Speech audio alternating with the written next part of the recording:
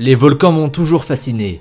De tous les phénomènes géologiques, ils sont de la catégorie des plus spectaculaires qui opèrent sur notre magnifique planète. S'il vous arrivait le malheur d'échouer au cœur d'un volcan en ébullition, votre corps se désintégrerait à la vitesse de la lumière et vous disparaîtrez dans les laves sans laisser aucune preuve de votre passage. Je me pose donc la question de savoir pourquoi ne pourrait-on pas se servir de cette capacité à dissoudre, à faire disparaître et à nettoyer toute trace de passage pour nous débarrasser de nos déchets. Cela suscite une autre question plus globale. Qu'est-ce qui se produira si les volcans devenaient notre dépotoir ? Le monde pourra résoudre une bonne fois pour toutes les problèmes de surabondance de nos déchets qui ont des effets plus que néfastes sur notre planète. Mais aussi flatteuse que soit l'idée, est-ce que cela n'entraînerait pas d'autres problèmes ? Quelqu'un dans le monde a sûrement déjà eu cette idée. Mais a-t-il déjà essayé ? Comment pourrait-on acheminer les déchets vers les lieux où se situent les volcans ? Quel danger pourrait en découler ? Je vous propose donc une description précise de ce qui pourrait arriver si cette idée était vraiment mise à profit et que les déchets du monde entier étaient jetés dans les différents volcans existants. Mais avant ça, bonjour à tous. C'est Monsieur Faucon et on se retrouve pour se demander « Et si nous jetions nos déchets dans les volcans ?» Juste avant, pensez à laisser un petit pouce bleu, à vous abonner à la chaîne et à activer les notifications en cliquant sur la petite cloche pour être au courant des sorties des prochaines vidéos.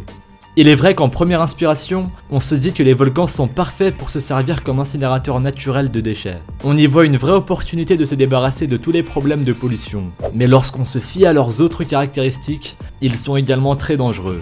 Ils font jaillir la lave de leurs cratères sans prévenir. Ainsi, il n'y a pas un schéma précis que l'on pourrait suivre pour s'approcher de ces volcans au bon moment et éviter de se faire cramer. Il y a donc des difficultés d'accès aux volcans qu'il va falloir surmonter. Cependant, est-ce que le jeu en vaut la chandelle ?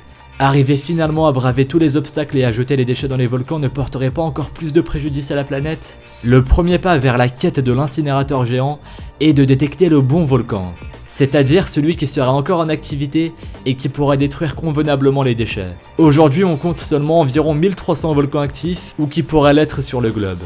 Et bien entendu, ils sont pour la plupart loin des habitations, ce qui est tout à fait compréhensible en soi.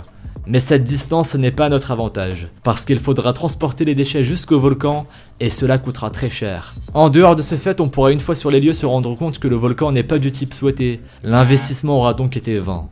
En effet, le bon volcan pour l'incinération est celui dénommé le volcan bouclier. Son cratère contient un lac de lave qui se répand sur la terre de façon graduelle au cours de ses éruptions qui sont lentes. Le problème, c'est que les volcans de ce type sont extrêmement rares.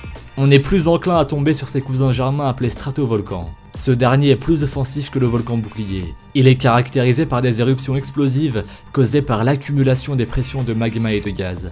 On comprend aisément qu'il n'est pas le volcan approprié à transformer en décharge publique. Toutefois, admettons qu'on ait eu la chance de trouver un gros volcan bouclier en activité ou pouvant être actif. Avant de se lancer dans la quête de la logistique pour le transport, il faut se demander si réellement ce serait une bonne idée de jeter les ordures dans ce dernier. Avant de convoyer les ordures au sommet du volcan, n'importe qui se poserait des questions. Il faut savoir que la cheminée d'un volcan contient des gaz empoisonnés, et quiconque se trouve à cet endroit pourrait recevoir des éclaboussures de lave et bien sûr des projectiles de roche. On peut donc prévoir qu'une fois là-haut, les choses vont s'empirer. À titre d'exemple, un groupe de chercheurs a jeté dans un volcan un sac contenant l'équivalent de 30 kg de déchets. Le moins qu'on puisse dire, c'est que les résultats étaient explosifs.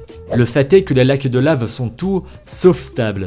Lorsqu'on jette à leur surface des éléments plus froids que la chaleur de la lave, à l'image des déchets, vous allez assister automatiquement à de fortes explosions qui produisent sous pression de la vapeur et de l'acide. Imaginez alors ce qui se produirait si l'on devait jeter l'intégralité des déchets que nous produisons actuellement. À Hawaï par exemple, des rochers tombés dans des lacs de lave ont créé des projections de lave d'une hauteur allant jusqu'à 85 mètres. Le même effet se produirait pour une quantité conséquente de déchets. D'un autre côté, quand bien même il n'y aurait aucun risque à déverser tous nos déchets dans le volcan, il y aurait quand même des risques de pollution atmosphérique dus à l'incinération des déchets. Il pourrait même y avoir des matériaux qui échapperont à l'incinération et seront jetés sur la Terre lors des éruptions suivantes. De quoi la contaminer et créer d'autres dégâts. Et en ce qui concerne les déchets nucléaires par exemple, c'est une autre histoire. Les impacts sur l'environnement pourraient être dramatiques. La solution d'un volcan incinérateur des déchets est donc tout simplement irréaliste et imaginaire. Ainsi, en tout point de vue, c'est une assez mauvaise idée. Merci à vous d'avoir regardé cette vidéo. Si celle-ci vous a plu et que vous avez appris de nouvelles choses, n'hésitez pas à laisser un petit pouce bleu, un commentaire et à vous abonner si ce n'est pas déjà fait. Pensez aussi à activer les notifications en cliquant sur la petite cloche pour être au courant des sorties des prochaines vidéos. Et si vous voulez en voir plus, suivez-nous sur Instagram et sur Twitter. Les liens sont dans la description. Vous pourrez y retrouver davantage sur des événements insolites ou bien même sur des phénomènes paranormaux. Bref, je vous dis à la prochaine pour une nouvelle vidéo. Salut à tous!